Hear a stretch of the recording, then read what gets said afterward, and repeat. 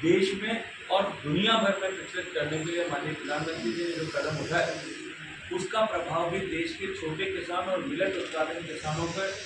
जीवन में दिखाई देने लगा है। और इसके साथ साथ में इसके चलते हुए हम पानी बचाने में भी बहुत मिलकर सफल हो पाए।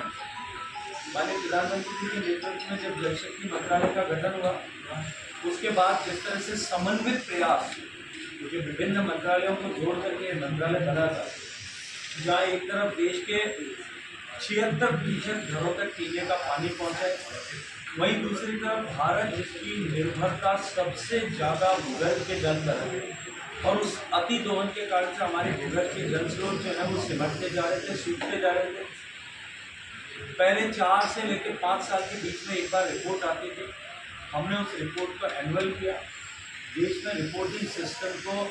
ह्यूमन इंटरवेंशन लेस यानी तकनीकी पर आधारित किया, और माननीय प्रधानमंत्री जी के नेतृत्व में देश भर में जो ग्राउंड वाटर रिचार्ज एक्टिविटीज़ को लेकर के प्रयास हुए और इसे एक जन आंदोलन का स्वरूप दिया गया। उसके परिणाम स्वरूप मैं गर्व से कह सकता हूँ, देश में भूगर्भ के गिरते हुए स्तर को थामने में हम कामयाब हुए। न केवल थामने में कामयाब हुए, अभी तो भूगर्भ का जल स्तर जिन ब्लॉक्स में कम हो गया था, वो 10% ब्लॉक्स का कैटेगरी एलिवेशन होकर के वो सेफ या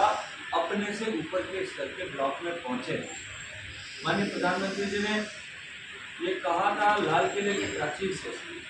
कि यही समय है और सही समय है, और उन्होंने इसके परिप्रेक्ष्य में कहा था कि देश जहाँ 62% लोगों के घर के पास घर में शौचालय नहीं थे, आज देश के लगभग 80% से ज़्यादा गांव ODF नहीं, ODF के प्लस कैटेगरी, जहां लिक्विड सॉलिड वेस्ट मैनेजमेंट की व्यवस्था हो, उस कैटेगरी में पहुंच चुके हैं। माननीय प्रधानमंत्री जी के नेतृत्व में अब जब देश आज़ादी के 100 वर्ष की तरफ अमृत काल में प्रवेश कर बढ़ा है, उस समय में होने वाले इन चुनाव में आने वाली सरकार के 100 दिन की कार्य योजना में देश की सरकार ने बना ली। मैं ये कह सकता हूँ कि पिछले 10 साल में हमने निश्चित ही देश को एक ठोस आधार ऐसा देते हुए देश विकसित बन सकता है, और पिछले वर्षों की लगभग 7 दशक की न्यूनताओं को पार करके एक ऐसा धरातल बनाने में कामयाबी प्राप्त की है जहाँ से देश विकसित होने की दिशा में यात्रा प्रारंभ कर सकता है। मोदी की गारंटी संकल्प पत्र 2024 में एक तरफ जहाँ गरीबों को अन्य योजना का जो गरीब कल्याण अन्न योजना है, इसको 5 साल तक आगे बढ़ाया गया है। गरीब को पक्के घर देने की योजना, प्रधानमंत्री आवास योजना में 3 करोड़ घर और बनाने का वादा किया गया है, जो बजट में ऑलरेडी घोषित किया जा चुका है। घर में जल हो, घर में शौचालय हो, घर में बिना खर्च के बिजली, बिना किसी शुल्क के बिजली PM सूर्य योजना के माध्यम से पहुँचे, इसकी भी घोषणा हमने अपने संकल्प पत्र में की है। आयुष्मान जो है भारत और आरोग्य मंदिर के माध्यम से मुफ्त उपचार केंद्रों से बिना किसी शुल्क के उपचार और न्यूनतम शुल्क में सस्ती दवाइयाँ ऐसे मिलेंगी। शहरों में भी कच्ची बस्ती और झुग्गी झोंपड़ियों के लिए पक्के घर बने, इसको हम सुनिश्चित करेंगे। माननीय प्रधानमंत्री जी ने जिस तरह से गरीब के बाद नारी के जीवन में परिवर्तन को सबसे ज़्यादा प्राथमिकता दी है, और पिछले वर्षों में प्रारंभ की गई योजनाएं और धरातल पर उतारी गई योजनाओं के माध्यम से नारी के जीवन को सशक्तिकरण करने का प्रयास किया है। माननीय प्रधानमंत्री जी ने जो लक्ष्य रखा था कि हम 3 करोड़ महिलाओं को लखपति दीदी बनाएंगे, वो आज सफलतापूर्वक पूरा करने की दिशा में हम आगे बढ़े हैं। आगे आने वाले समय में इन सेल्फ हेल्प ग्रुप की वर्कर्स को हम सर्विस सेक्टर से जोड़ करके ODOP, 1 डिस्ट्रिक्ट 1 प्रोडक्ट, एकता मॉल, 1 स्टेशन 1 प्रोडक्ट, इन सब के माध्यम से उन्हें और अधिक बड़ा मार्केट मिल सके, अपने प्रोडक्ट को बेचने की अपॉर्चुनिटीज मिल सके, इस दिशा में हम सशक्तिकरण के लिए काम करेंगे। माननीय प्रधानमंत्री के नेतृत्व में भारत की सरकार ने बिल ला करके और नारी शक्ति अनुबंधन अधिनियम लागू किया है। आने वाले समय में विधानसभाओं में और लोकसभाओं में महिलाओं का प्रतिनिधित्व बढ़े, इसको सुनिश्चित करने का काम करेंगे। मध्य वर्ग के लोगों के लिए अपने घर का सपना पूरा करने के लिए योजना ला करके उनको पक्का घर मिल सके, शहर में अपना घर मिल सके, इसके लिए सहयोग प्रदान करने के साथ साथ में AIIMS, medical college, Jan Aushadhi केंद्र, आयुष, योग जैसे माध्यमों से गुणवत्तापूर्वक स्वास्थ्य सुविधाएं मिल सके, इनको सुनिश्चित करने का काम करेंगे। और IIT, IIMs और एम्स जैसे शीर्ष शैक्षणिक संस्थानों के साथ साथ में वैश्विक स्तर के विश्वविद्यालयों की स्थापना का संकल्प भी देश के प्रधानमंत्री आदरणीय नरेंद्र मोदी जी और के दूसरी मुख से भारतीय जनता पार्टी ने ऐसा संकल्प लिया है। पेपर लीक जो राजस्थान में बहुत बड़ा मुद्दा था, के लिए जो कानून बनाया गया उसको सख्ती से लागू करना और सरकारी रिक्तियों को पारदर्शी तरीके से भरने की जो विशेष ड्राइव जो शुरू की गई थी, उस ड्राइव को भी हम कंटिन्यू करेंगे। देश में स्टार्टअप इकोसिस्टम देश के युवाओं के लिए अत्यंत महत्वपूर्ण है। उनका विस्तार करते हुए ग्लोबल कैपेबिलिटी सेंटर्स की स्थापना करके भारत में हाई वैल्यू सर्विसेज का वैश्विक केंद्र बने और रोजगार ऐसे क्षेत्र में रोजगार का वैश्विक केंद्र बने, इस दिशा में भी हम आने वाले समय में कार्य करेंगे। मत्स्य पालक परिवारों के लिए,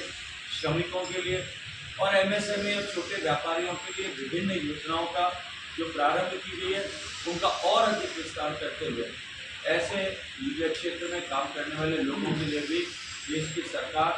नए संभावनाओं के द्वार खोलने के लिए काम करेगी। विश्वकर्मा परिवारों की मदद के लिए विश्वकर्मा योजना को धरातल पर और तेज गति से उतारने का संकल्प हमने संकल्प पत्र के माध्यम से व्यक्त किया है। माननीय प्रधानमंत्री जी ने इस संकल्प पत्र को लॉन्च करते हुए बताया कि 2025 को अपने जनजातीय गौरव वर्ष के रूप में घोषित किया है। ऐसे जनजातीय स्वतंत्रता सेनानियों के स्मृति में संग्रहालय और पैनोरमा की स्थापना करके हम उनकी भाषाओं, उनकी कलाओं और उनकी परंपराओं की तीनों का परिरक्षण करने के लिए उनकी संस्कृति का सम्मान और संरक्षण करने की दिशा में काम करेंगे। मुद्रा ऋण को दुगना करके उसे 20 लाख तक बढ़ाया गया है और इसके साथ साथ में PM विश्वकर्मा सहित अन्य योजनाओं का विस्तार करते हुए SC/ST समुदाय के लिए रोजगार के अवसरों में भी विस्तार किया जाएगा। स्वास्थ्य और शिक्षा के दृष्टिकोण से भी नए ऐसे ग्लोबल कंपैटिबल सेंटर प्रारंभ किए जाएंगे। भारत को विकसित बनाने के लिए आधारशिला रखने के चुनाव में हमने संकल्प लेते हुए कहा है कि विश्व स्तरीय इंफ्रास्ट्रक्चर भारत में बनेगा, उसके चलते हुए भारत समृद्ध होगा और भारत औद्योगिक भारत के रूप में अपनी पहचान बनाएगा। आज हमारा लक्ष्य है कि हम दुनिया की तीसरी बड़ी अर्थव्यवस्था भारत को बनाएं, भारत ग्लोबल मैन्युफैक्चरिंग हब बने, उसके चलते हुए रोजगार के अवसरों में अभिवृद्धि हो। टीवी, सेमीकंडक्टर, इलेक्ट्रॉनिक्स और चिप मेकिंग जैसे उभरते हुए बाजारों में भारत लीड करे, इसको लेकर के अनेक योजनाओं का शुरुआत किया गया। एक्सप्रेसवे नेटवर्क जो है उसको 15,000 किलोमीटर तक विस्तारित करने और दूर दराज की बस्तियों को जोड़ने के लिए PM ग्राम सड़क योजना को और अधिक विस्तार देने का संकल्प भी हमने किया है। Electric mobility, renewable energy, hydrogen manufacturing और हाइड्रोजन इलेक्ट्रोलाइजर मैन्युफैक्चरिंग के माध्यम से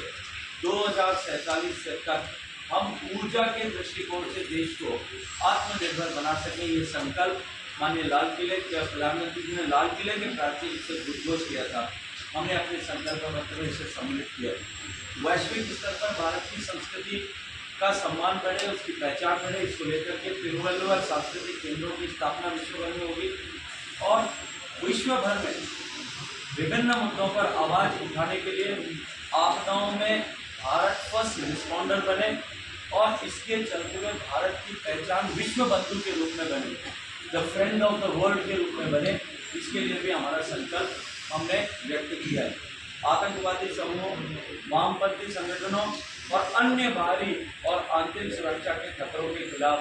भारत को सुरक्षित करने के लिए हम पूरी तरह से संकल्पबद्ध होकर के काम करेंगे। इस तरह से विरासत का सम्मान करते हुए विकास करके धार्मिक और सांस्कृतिक स्थलों को और अधिक परिष्कृत करते हुए हम देश की विरासत का सम्मान करते हुए भारत को विकसित भारत बनाएंगे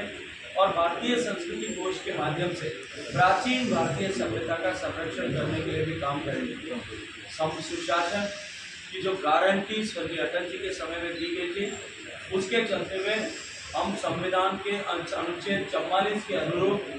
भारत में यूनिफॉर्म सिविल कोड यानी समान नागरिक संहिता को लागू करेंगे। भारतीय न्याय संहिता जो अंग्रेजों के ज़माने की दंड संहिता थी, जिसे रिपीट करके और नया कानून भारत की दृष्टिकोण से बनाया गया है, उसको प्रभावी ढंग से लागू करने का संकल्प है। और हम आने वाले समय में एक राष्ट्र एक चुनाव की तरफ आगे बढ़ेंगे। इस दिशा में हम आगे बढ़ेंगे। इस तरह से भारत को विकसित बनाने का संकल्प लेकर के ये संकल्प पत्र भारतीय जनता पार्टी ने घोषित किया है। मैं इतनी बात जिम्मेदारी से अवश्य कह सकता हूँ कि भारतीय जनता पार्टी की सरकार चाहे देश या प्रदेश में कहीं भी बनी हो, हमेशा ही जो कुछ संकल्प पत्र में लिखा था उससे कहीं आगे बढ़ करके भारतीय जनता पार्टी की सरकारों ने काम किया है। और मैं विश्वास के साथ में कह सकता हूँ कि भारत को विकसित भारत बनाने की दिशा में इस संकल्प पत्र के परे भी जो आवश्यकताएं हैं, इस आधारशिला रखने के समय में हम सब उन आवश्यकताओं की आपूर्ति के लिए काम करेंगे। आप सबका बहुत सारा धन्यवाद।